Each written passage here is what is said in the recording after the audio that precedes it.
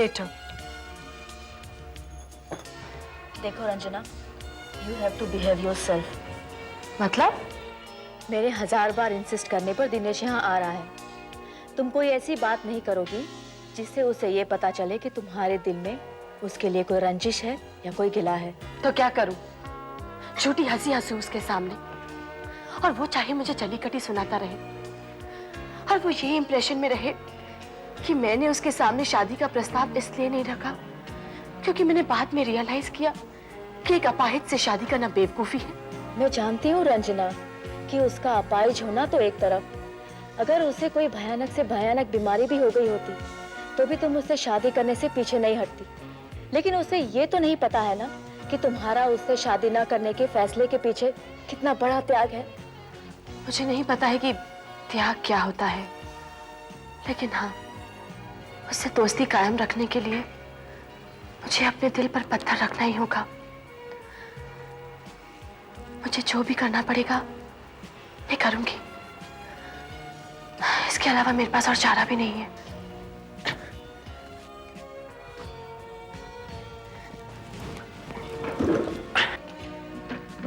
Excuse me, मैं अभी आई। बहुत अक्लमंद है तुम्हारी दोस्त। क्यों?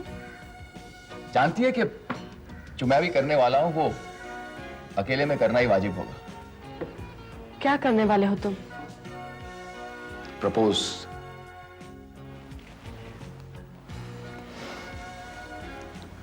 Will you marry me, my fair lady? क्या? तुम्हारे चेहरे पर मैं यही हैरानगी देखना चाहता था कि एक अपाहिज लंगड़े की हिम्मत कैसे हुई कि एक खूबसूरत लड़की के सामने शादी का प्रस्ताव रखे। रंजू, फूल तो मैं ऐसे ही लाया था क्योंकि मुझे पता है कि तुम्हें फूल बहुत पसंद है। मैं सिर्फ मजाक कर रहा था। अगर ये मजाक था तो ये बहुत ही भद्दा मजाक था। और अगर मैं कहूं ये मजाक नहीं था, मेरे लिए तो एक double whisky on the rocks. आप मैडम से पूछिए ये क्या लेंगे। Cold drink. अंकुर, मुझे कुछ नहीं चाहिए, नहीं चाहिए, नहीं चाहिए। अरे बाबा, तुम्हें आइसक्रीम नहीं पसंद, तुम्हें चॉकलेट नहीं खानी, तो क्या करें बताओ? एक काम करते हैं, शाम को बोटिंग के लिए चलते हैं। नहीं करनी मुझे बोटिंग, मुझे डैडी से बात करनी है, डैडी से बात करनी है। पहले कुछ खा लेते हैं, उसके बाद डैडी से बात कर लेते हैं। नहीं, आप भी करनी है, आप भी करनी है। ओफो, बहुत जिद्दी हो गए हो तुम अंकुर। चलो नंबर बताओ। 0 1 6 1 3 4 2 5 1।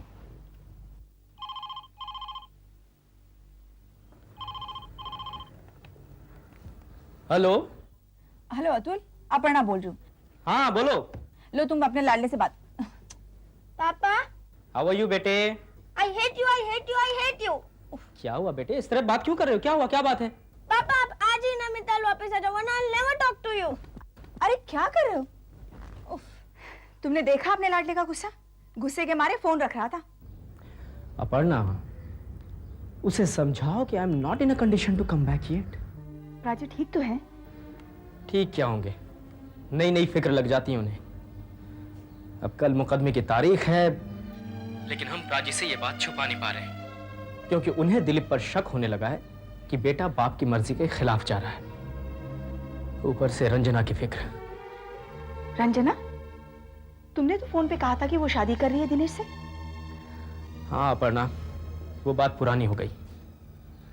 अब हालात कुछ बदल से गए हैं। वैसे तो रंजना मेरी सगी बहन है, लेकिन प्राची उसे अपनी कजिन कहाँ मानते हैं? बेटी तो मानते हैं, जाहिर है वरीड तो होंगे। तुम एक काम करो, तुम वही रहो, तुम्हारा वहां रहना ही ठीक रहेगा, और तुम्हारे इस लाडले से मैं निपट लूंगी। Okay okay bye, take care. पापा से इस तरह बात की जाती है? सॉरी मम्मी। बहुत सॉरी। पापा का फोन आएगा तो पापा से सॉरी कह देना। Okay okay mummy. शाम को बोटिंग के लिए चले? हाँ मम्मी। आओ वंदना, आओ। हैरान मत हो, देखो मैंने ये कोल्ड ड्रिंक्स तुम्हारे लिए इसीलिए ऑर्डर की है क्योंकि unlike your friend Ranjana, at least I wanted you to have something nice. You know why? Because I am very happy. Cheers. लेकिन इस खुशी की वजह? She knows. जानती हो वंदना, जितनी घबराहट मैंने आज तुम्हारे सखी के चेहरे पर देखी, उतनी पहले कभी नहीं देखी थी। And you know why? Why? क्योंकि तुम्हारी एब्सेंस में मैंने इसके सामने शादी का प्रस्ताव रखा। जानता था कि एक टूटे फूटे आदमी का यूं हौसला देखकर इसके चेहरे पर पसीना आ जाएगा।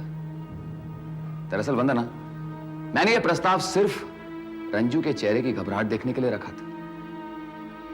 डू यू नो दिनेश, क्यों रंजना के चेहरे से हवाइयां उड़ गई?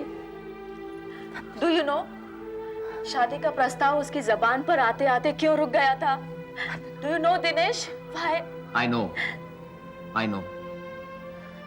क्योंकि ऐन मौके पर इल्हाम हो गया। ऊपर से एक आवाज आई कि खुद को जहन्नुम में क्यों धकेलती है खुदा की बंदी। खूबसूरत हो, जवान हो, माशाअल्लाह, तुम्हारी जिंदगी में तो कोई सपनों का शहजादा ही आएगा। क्यों? Exactly. खूबसूरत हूँ, जवान हूँ और प्रतिभाशाली भी हूँ। मुझे तो कोई ना कोई सपनों का शहजादा मिल ही जाएगा। Hi there. Hi, hi Ravinder. कैसी हो? गुड। दूर से देख रहा था तुम्हें, सोचा कि इतनी खूबसूरत लड़की रंजना के अलावा और कौन हो सकती है। ओह रविंदर, इतने सालों के बाद मिले हो। Yeah. इधर देखो। हे वंदना, व्हाट अ सरप्राइज। कैसी हो तुम? ठीक हो, तुम कैसे हो? फिट हो एकदम। Any other surprise? नो। तुम खड़ी क्यों? बैठो ना, बैठो। तुम भी तो। हाँ, मैं एक minute. Can I take this? Thank you. Yes. देखिए साहब, अब ये लड़कियां अपना इंट्रोडक्शन कराए ना कराए, मैं ही अपनी तारीफ बताए देता हूँ। I am Ravindra Patel. दरअसल मैं वंदना के बड़े भाई अविनाश का, if you don't mind the expression, लंगोटिया यार हूँ। वंदना के जरिए मैं रंजना से मिला था।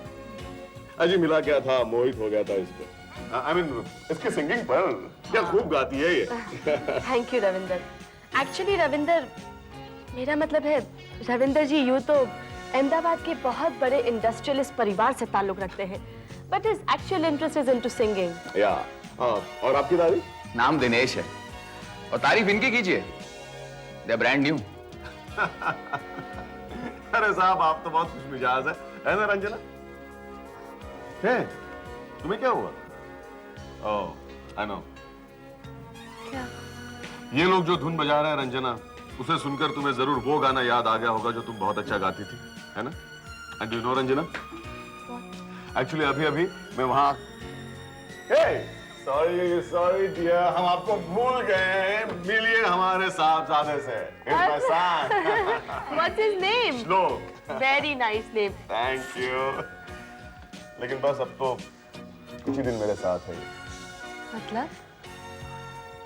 मैं अपनी बीवी से तलाक ले रहा हूँ रंजना। उसके बाद तो न जाने ये मेरे पास रहता है या अपनी माँ के पास।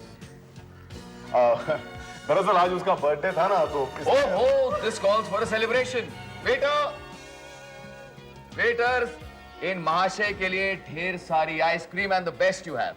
लिसन, आप रविंदर, लेट हिम ऑर्डर। वैसे भी दिनेश को बच्चों से बहुत प्यार है। ओके। और बेटा, साहब के लिए एक विस्की। या make it a double.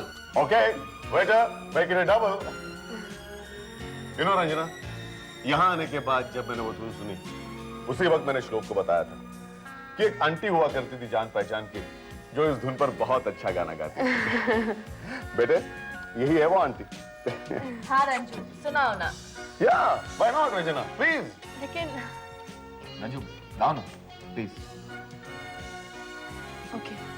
Great Ranjana, it was really great. Congratulations. Thank you. In fact, double congratulations. Double congratulations. एक तो इतना अच्छा गाने के लिए और दूसरा तुम्हारे सिलेक्शन के लिए।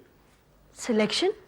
बहुत जल्द मैं एक रिकॉर्डिंग कंपनी खोलने जा रहा हूं Ranjana, and you will be the first artist to sing for my company.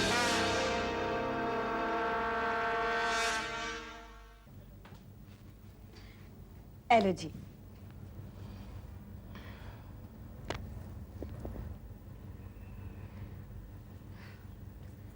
ए मोई दवाइयां भी की करेंगी, चिंता ना छड्डो तभी तो। ओहो, ये चिंताएं विंताएं छोड़ो भाभी, प्राची के सामने ऐसी बातें मत किया करो। इन्हें तो खुश रखने की कोशिश किया करो। तो तू ही सुना दे कोई खुशखबरी, खुश कर दे मुझे। प्राची, खुशखबरी ये है कि मम्मी आज ही आ रही हैं जयपुर से। चाची भी आएगी अपनी फिक्रें लेकर साथ। Small mercies of life. चलो मिल के बांट लेंगे सारी फिक्रें हम, और क्या। तू कहाँ चला? अभी आया अभी गया? बस ऐसे ही, जल्दी आऊंगा।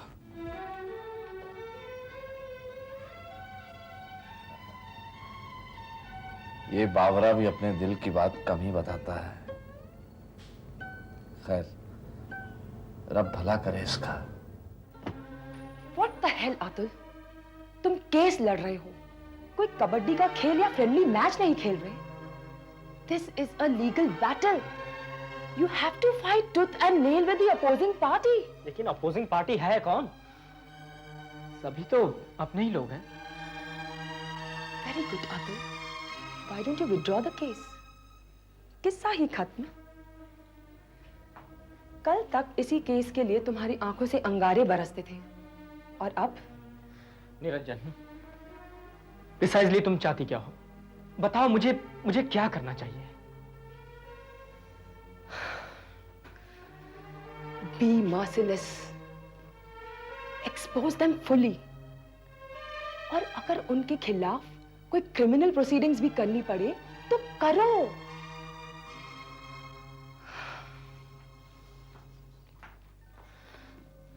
ये देखो, मुंशी से मदद ली थी ना? I am amazed to see this.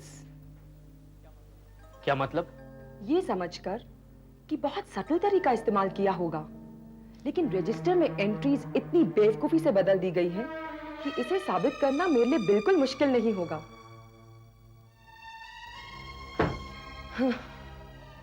किसी को ख्याल ही नहीं आया होगा कि उसका पाला किसी निरंजन कौर नाम की चीज से पड़ेगा।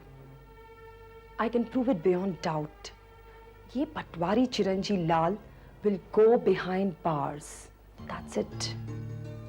निरंजन, एक बात बताओ, इस पूरे प्रोसेस में प्राची पर आंच आ सकती है क्या?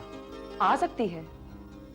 To tell you the truth, अगर हम क्रिमिनल प्रोसीडिंग्स ना भी करें तो भी ये पॉसिबिलिटी है कि कोर्ट इस बात को लेकर सेपरेट इंक्वायरी इंस्टीट्यूट करने का ऑर्डर दे दे, और अगर केस क्रिमिनल कॉन्स्पिरेसी का बन गया तो क्या? इस सर्टिफिकेट की ओरिजिनल कॉपी दिलीप के पास है। जमीन पर अपना हक सिद्ध करने के लिए उसे अदालत में पेश करना ही होगा। Call for you. Thank you sir. You welcome. Hello, कौन? चंचल? हाँ बोल। हाँ दिलीप, ऐसा कर, तू आज रात की कोई भी फ्लाइट पकड़ के इधर आ जा। लेकिन जल्दी क्या है, बात तो समझा। ऐसा है, प्रॉपर्टी डीलर ने जमीन का सौदा लगभग पक्का कर दिया है और कल ही मुकदमे की तारीख है। लेकिन कोर्ट में अपीयर होने की और जमीन का सौदा तय करने की दोनों की अथॉरिटी तो मैंने दे रखी है तुझे। लेकिन तुम्हारे वकील का कहना है कि कल ओरिजिनल सर्टिफिकेट के साथ तुम्हारा अदालत में होना जरूरी है। लेकिन चंचल, तू हम दोनों के होते हुए फिक्र क्यों करता है? वो मुकदमा तो हम ही जीतेंगे ना आखिर। तू किसी ना किसी बहाने आ जा बस। छुट्टी तो मैं किसी ना किसी बहाने ले लूं, पर घर वालों से पापा से क्या कहूंगा, किस लिए आया हूं? भाई ये सोचना तेरा काम है, तू यहां आ जा। Excuse me, sir. Yes. I want to make another call. Yeah. Go ahead.